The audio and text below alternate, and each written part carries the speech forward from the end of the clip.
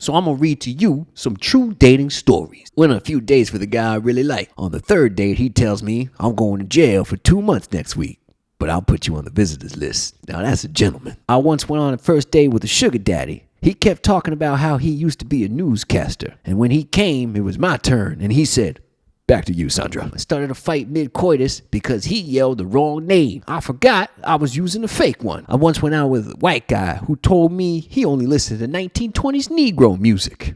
There was no second date. To be fair, that's what they called it back then. I had sex with a pilot once just because he was a pilot. I hope he's better at landing the plane. Superficial bitch. Went on a date with a guy who told me his sexual fetish was to be rubbed all over with balloons. I dated a guy for a while.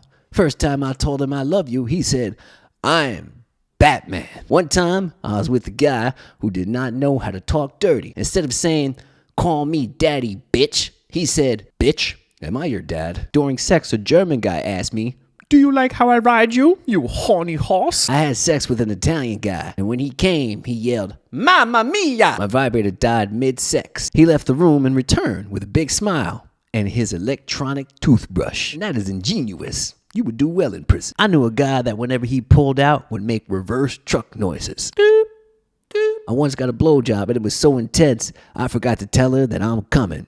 You didn't forget. I came inside her and the sperm went out the back of her throat, through her nose canal and onto her tummy. We're still together. That's how all true love stories should begin. Nothing says love like onto the tummy.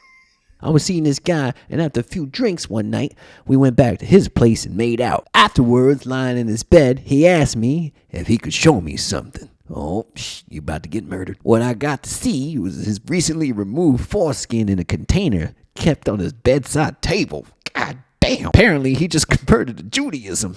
There was no second date. It's not like he made you eat it, but if he did, you know that foreskin was going to be kosher. He loved to lick my ear, but in the grossest way possible. Really deep inside.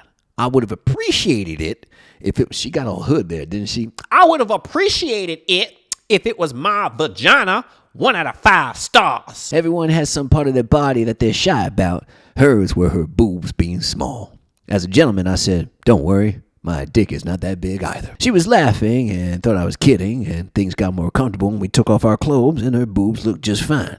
She took one look at my dick and she said, "Oh my God, yeah, you have the smallest dick that I've ever seen." Couldn't get what little I had up after that, and I had to send her home. Small dicks, they're good for some things.